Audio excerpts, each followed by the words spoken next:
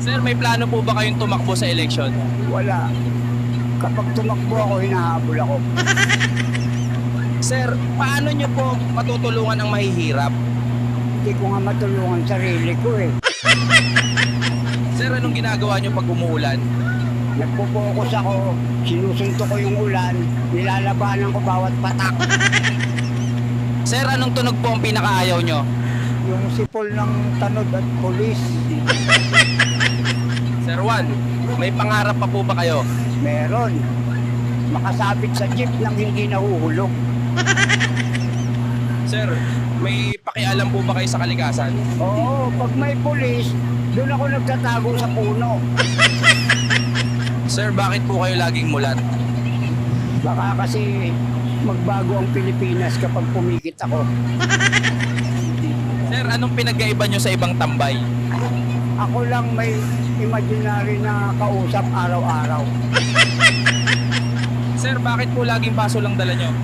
Kasi yan lang ang di ako iniwan kahit ilang raid na dumaan.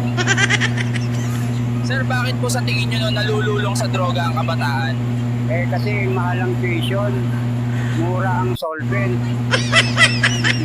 Sir, kung may masasampal po kayong politiko, sino at bakit? Lahat para patas. Ayoko nang pinipili eh, baka magselos yung iba. Sir, anong tingin nyo po sa estado ng kalusugan ngayon? Sakit mo, ikaw gagamot. Tapos pag di ka gumaling, ikaw pa rin may kasalanan. Sir, anong masasabi nyo po sa mga OFW? Saludo ako sa kanila. Kami, nagsasakripisyo sa inuman. Sila para sa pamilya. Sir, ano pong payo nyo sa Gen Z? Huwag niyo akong gayahin. Ako na yung warning label. Sir, paano po kayo napasok sa bisyo?